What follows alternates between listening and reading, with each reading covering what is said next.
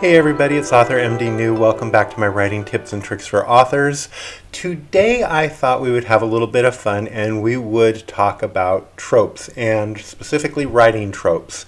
But before we jump into that, I invite you to please like this video and subscribe to this channel if you haven't already. It really does help. It costs absolutely nothing and it lets me know what works and what's not working. Also, if you have any comments, please feel free to leave them in the comment section below. I love hearing from folks. I love hearing what you guys have to say. So don't be shy and please, let me know what you guys think. Okay, so let's dive into today's writing tips and tricks for authors and let's talk about tropes. Now, first I am going to come right out and say I am not going to say that these are good tropes. I'm not going to say that these are bad tropes. These are just tropes.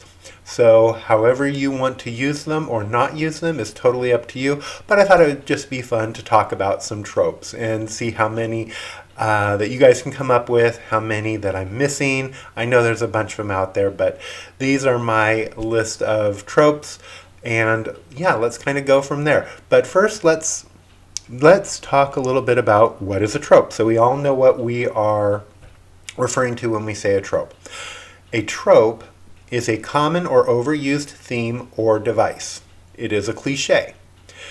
In writing specifically, a literary trope is the use of a figurative language via word, phrase, or an image for artistic effects such as using a figure of speech.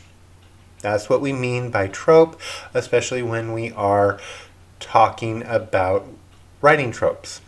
So here are some of my types of tropes for characters, and these are all general types. Right, we've got the damsel in distress. We've got the chosen one. Think a la Luke Skywalker, right? The girl or boy next door. The femme fatale. The trusty sidekick. The big, dumb, muscly person.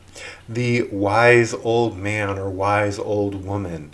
The evil one, right? They're all, the mustache-twirling evil doer. The anti-hero. That's another character trope. Also, and those are just a few that are like right off the top of my head. Next up we've got is types of tropes that are related for stories. So story tropes, right?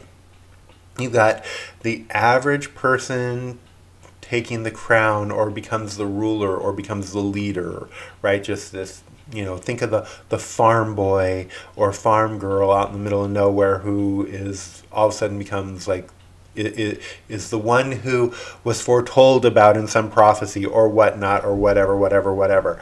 Then you have the person who is unattractive and then becomes absolutely gorgeous. The think of the ugly duckling turning into the swan, right?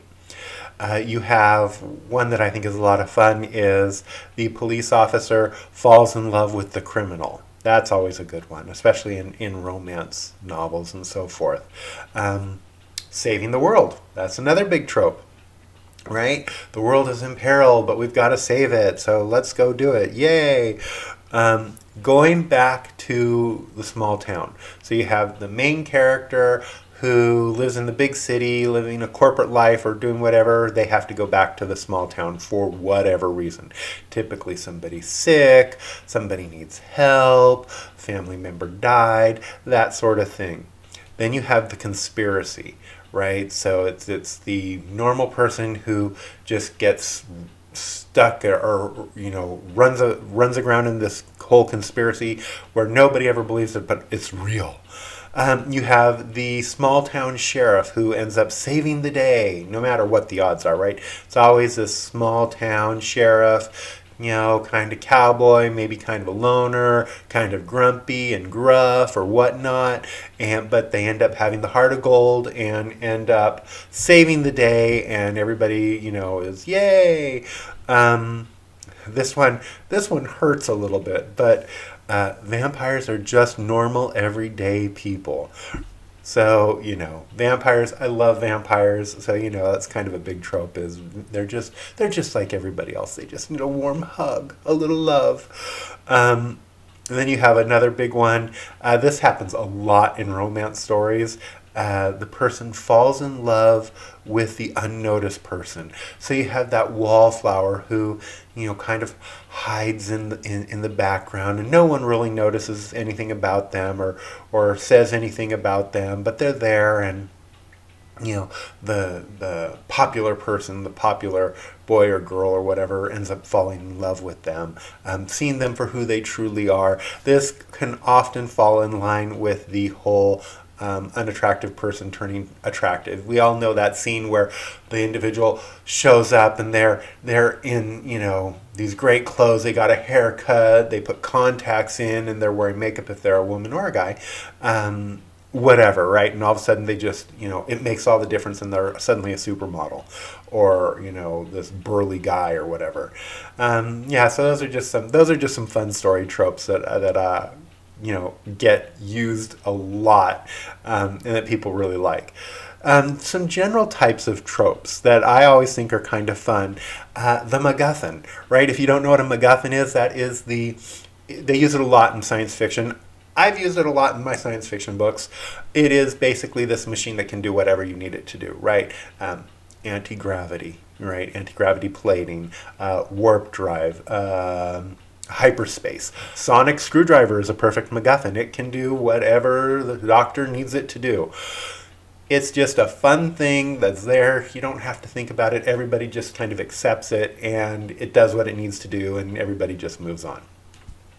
This one's kind of fun. It happens a lot in horror movies, and this is one I will admit kind of drives me nuts whenever I see it. It's like, really, who does this? But they do it in horror movies, and even in some horror novels. High-heeled shoes or platform shoes, or shoes that really you have no business wearing out in the woods, but it's always in the horror movie, and it always causes the person to trip or fall or whatnot. They have their high heels or their big fancy shoes or their whatevers, and they're slipping and falling all over the place. Just, take the damn things off and run. Plain and simple. But they never do, and it is what it is. This one's kind of fun. They use it a lot in action movies. Walking away after or walking away from the explosion. So you have this big, huge explosion going off, and the villain oftentimes will just be walking in front of it, walking away, or whatever, or the hero, or whatever. So you have this walking away from this explosion thing. Another fun one that I really like, I think it's a lot of fun, and it always tickles me when I see it, is the running at the airport, either the stop the person, the love of their life, or to meet somebody. There's always a scene or in books or whatever where they're running in the airport and they're jumping past this person and that person. There's all these obstacles, luggage and kids and dogs or whatever, and they're heading off to tell the person they love them or whatnot. Or also the looking back when they're getting on the plane, right? That look where they've had a terrible breakup and it's awful, and they're getting on the plane to say goodbye, and they do that one final glance over their shoulder, and tears, tears, tears, whatever. Another great one is the spooky house in the woods, right? How many times have we all seen or read about that spooky house down on that lane that's abandoned, that's been abandoned? Nobody goes there because it's supposedly haunted or whatever. It is haunted. It's just badness from the minute you see it. It's usually this gothic mansion or this big house or whatever. You notice it's never this everyday normal looking house in the middle of the suburbs with their neighbors on either side. It always has to be this creepy looking house in one form or another, or always out by itself, or a cabin in the woods. Ooh, name a movie. Or a lake house or whatever. It's always far away, but that's where it is. It's always this this kind of spooky house out in the middle of nowhere. Okay, guys. Well, these are my tropes that I came up with today that I thought I would throw out there and just kind of share them with you. So what writing tropes have you guys seen? What are some of your favorite writing tropes? What are some of the writing tropes that drive you absolutely bonkers? Again, these aren't good, these aren't bad, they're just, it's a trope. It is a writing trope. It is what it is. You know, there are no original thoughts, there are no original ideas. It is, we're all just retelling the same story and over again, but in different ways. So, these were my writing tips and tricks for today. These were writing tips and tricks all about tropes. So please let me know what you think in the comments below. And I am author MD New. These have been my writing tips and tricks. Today we talked about tropes. Don't forget to like this video and subscribe to this channel if you haven't already. Okay guys, take care. Talk to you again soon. Bye.